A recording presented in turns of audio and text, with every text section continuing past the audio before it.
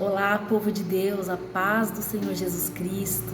Que Deus abençoe a vida de vocês. Que Deus abençoe a sua semana. Que Deus abençoe a sua casa. Que Deus abençoe a sua família. Amém? Irmãos, meditando aqui no capítulo 3 do Evangelho de Mateus, diz assim, capítulo 3 do Evangelho de Mateus, diz assim: pregação de João Batista. Naqueles dias apareceu João Batista pregando no deserto da Judeia. Dizia ele: fazei penitência, porque está próximo o reino dos céus. Eu estou com uma tradução aqui católica, tá, gente? Então, você que não sabe o que é penitência, significa arrependimento por erro que se cometeu, por haver ofendido os mandamentos divinos, contrição, metanoia, tá? É que eu estou com uma tradução católica. Vamos lá. Dizia ele: fazei penitência, ou seja, arrependimento, porque está próximo o reino dos céus. Este é aquele de quem falou o profeta Isaías, quando disse: uma voz clama no deserto, preparai o caminho do Senhor, endireitai suas veredas. João usava uma vestimenta de pelos de camelo e um cinto de couro em volta dos seus rins. Alimentava-se de gafanhotos e mel silvestre. Pessoas de Jerusalém, de toda a Judéia e de toda a circunvizinhança do Jordão vinham a ele, confessavam os seus pecados e eram batizados por eles nas águas do Jordão.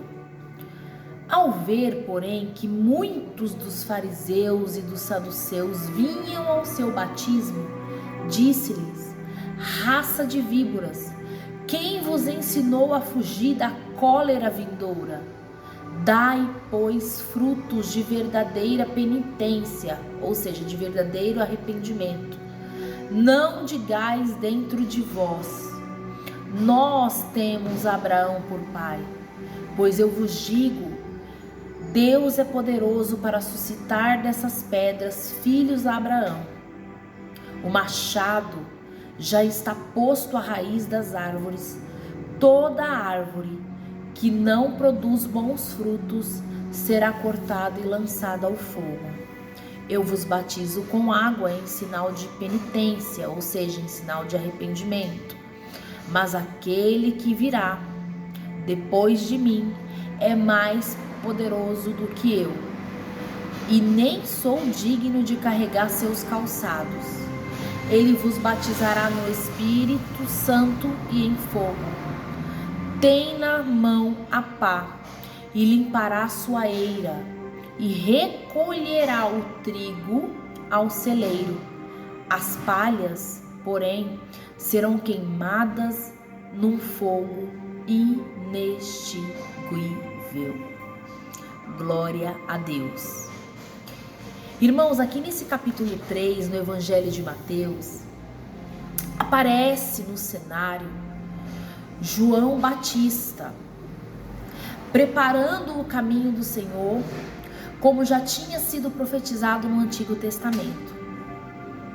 E João Batista, naqueles dias, ele está pregando a palavra do Senhor no deserto e chamando aquelas pessoas que vinham ter com ele ao arrependimento, à mudança de vida, a contrição. Muitas pessoas iam ter com João, iam ouvir a sua mensagem, e muitas realmente se arrependiam, confessavam seus pecados, mudavam de vida, mas também viam pessoas que não queriam mudar de vida, que aí entra no cenário os fariseus e os saduceus, os líderes religiosos da época. E aí eles vinham a João, o texto diz que ao ver, porém, que muitos dos fariseus e dos saduceus vinham ao seu batismo, disse-lhes: raça de víboras, quem vos ensinou a fugir da cólera vindoura? Eles iam até João, ao batismo de João, ouvir João, mas eles não queriam se arrepender. João via, pela revelação do Espírito Santo, que eles não queriam arrependimento, que eles não queriam mudança. E João falava na cara, ele disse: raça de víboras, quem foi que induziu vocês a fugir da ira vindoura, da cólera divina? E isso é uma reflexão para nós, porque não basta nós nos aproximarmos do Senhor para ouvir a sua palavra. Não basta você se aproximar do Senhor, ir na igreja e ouvir a mensagem do Evangelho sem o arrependimento, sem a mudança de vida, sem o arrependimento por você ter ofendido os mandamentos divinos, sem a contrição. Ir até a igreja, ouvir a mensagem do pastor, não é o suficiente sem a contrição, sem o arrependimento. Você precisa ouvir, crer e se arrepender dos seus pecados.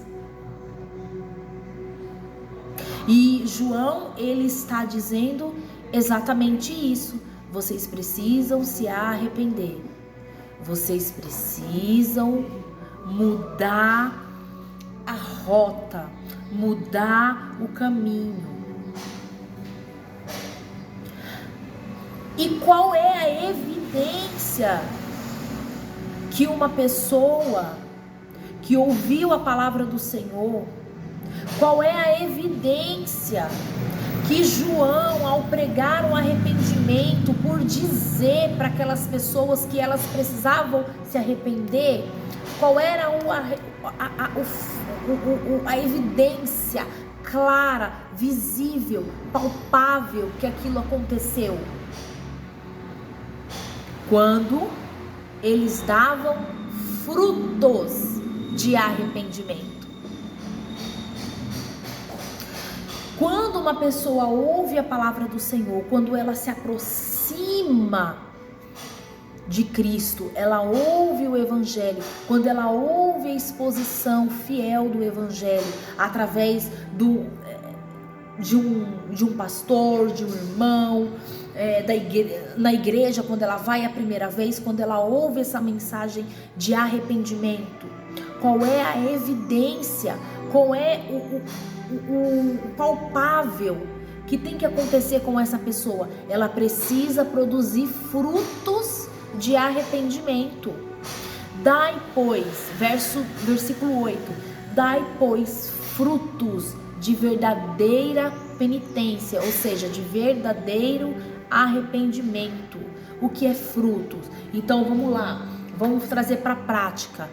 Eu escuto a palavra do Senhor, eu ouço a pregação do Evangelho, que eu preciso parar de me prostituir, que eu preciso parar de mentir, que eu preciso parar de trair minha mulher, que eu preciso parar de roubar, que eu preciso tirar da minha mente, do meu coração, os pensamentos impuros, a mágoa.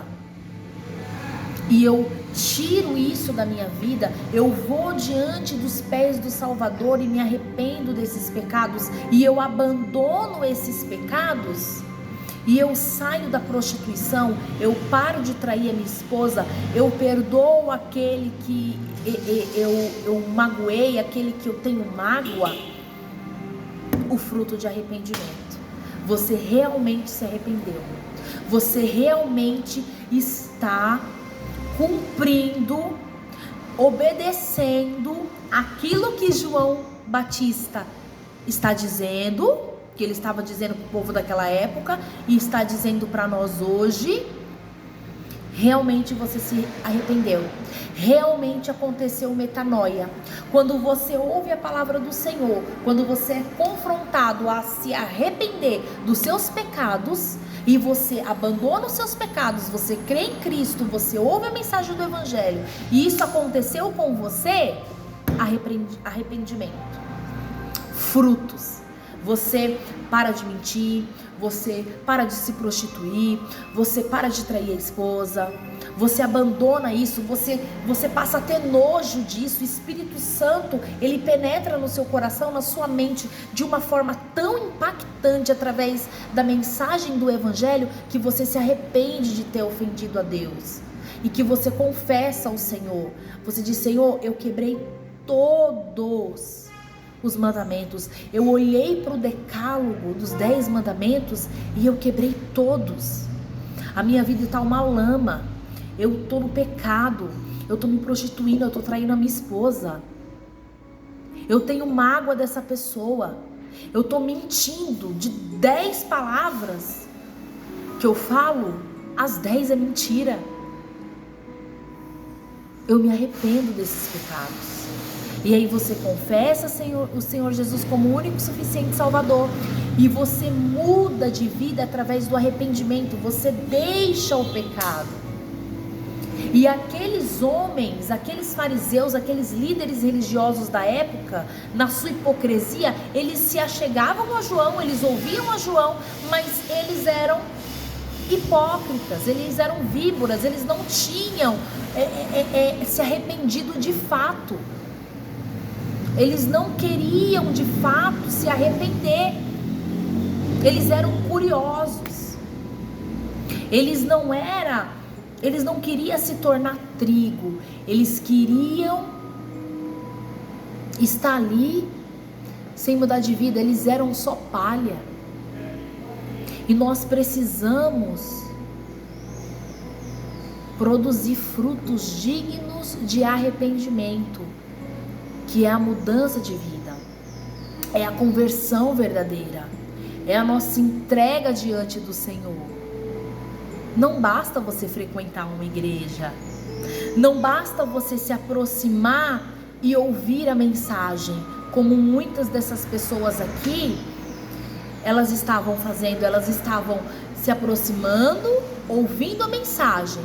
Aí o texto diz que elas confessavam seus pecados, se batizavam, se arrependiam de fato, mas também mostra pessoas, líderes religiosos, fariseus e saduceus, que se aproximavam da mensagem, que vinham ter com João o seu batismo, mas eles não queriam mudar de vida, eles queriam continuar na velha vida, eles não queriam se tornar trigo, eles estavam ali, mas eles eram palha. Isso era só fogo de palha. E o arrependimento exige da gente a conversão verdadeira. O arrependimento exige da gente o quebrantamento, a contrição. A Bíblia diz que um coração contrito, arrependido, Deus jamais desprezará. Produzir frutos dignos de arrependimento na nossa vida. Eu, Paloma, preciso produzir frutos de arrependimento na minha vida. Por quê? Porque o machado, glória a Deus, está na minha raiz, pronto para ser cortado. Se eu não produzir frutos de arrependimento, se eu não me arrepender todos os dias, se eu não tomar vergonha na minha cara todos os dias, o machado vai cortar a minha raiz. Por quê? Porque a palavra diz que o machado já está posto à raiz das árvores. Toda árvore que não produzir bons frutos será cortada e lançada no fogo. Paloma, que fogo é esse? Inferno. Aí, João Batista, no verso 11 diz: eu vos batismo eu vos batizo com água em sinal de penitência, ou seja, em sinal de arrependimento. Mas aquele que virá depois de mim é mais poderoso do que eu, não sou digno.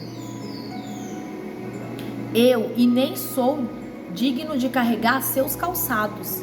Ele vos batizará com o Espírito Santo e com fogo, ou seja, eu te batizo com água, mas vai vir aquele que é mais poderoso do que eu. Quem? Cristo, que vai te encher do Espírito Santo, que vai te batizar com o Espírito Santo.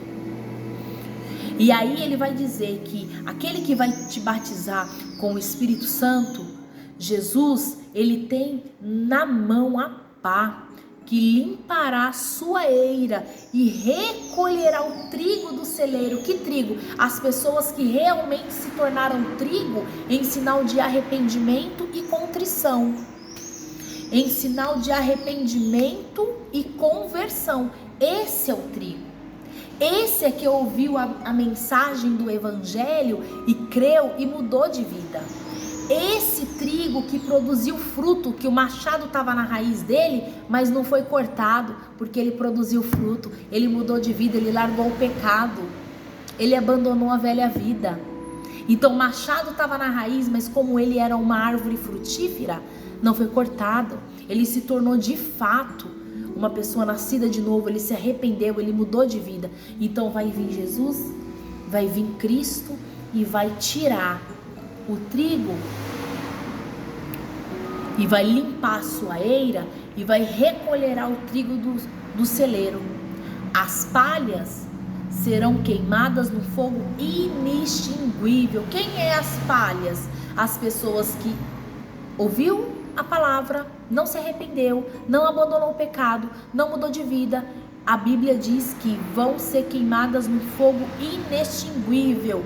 Que fogo é esse? Volto a repetir, o inferno, a condenação eterna, a punição de não terem se arrependido, de não ter acontecido com ele, com ela, o metanoia, a mudança, a transformação.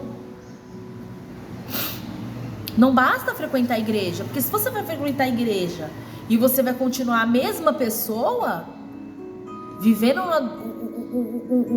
a velha criatura aflorando, e você não quer mudar, você não quer se achegar diante do Senhor em arrependimento e abandonar o pecado,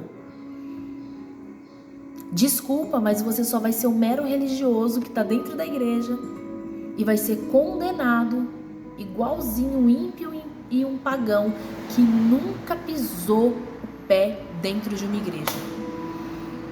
Olha como isso é sério. Nós devemos nos arrepender. Nós devemos se achegar ao Senhor com o nosso coração quebrantado, com o nosso coração contrito, com o nosso coração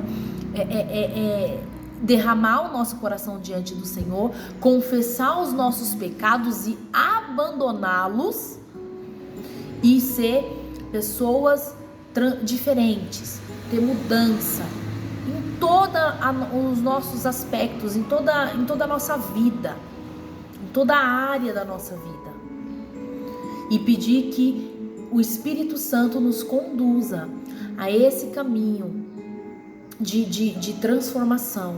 E o Espírito Santo, quando você se arrepender, quando você abandonar os seus pecados, quando nós nos achegarmos diante do Senhor com o nosso coração quebrantado e clamar por salvação, aí o Espírito Santo vai vir sobre a sua vida, Jesus vai te justificar, você vai ser declarado justo diante do Senhor, e o Espírito Santo vai habitar em você e vai te caminhar para esse caminho de salvação, para esse caminho de santidade, santificação, transformação e arrependimento. Então nós precisamos estar preparados para a vida do Senhor e endireitar os nossos caminhos e nos arrepender, para que o machado na minha raiz e na sua não passe e não corte. Para que quando Cristo voltar e for olhar para o seu celeiro, né? Ali, e não te tirar como palha e jogar no inferno. Não, ele tem que te olhar, ele tem que me olhar e ver que nós somos o trigo. Então ele vai recolher o nosso trigo, o trigo que somos nós, transformados e redimidos, e colocar no seu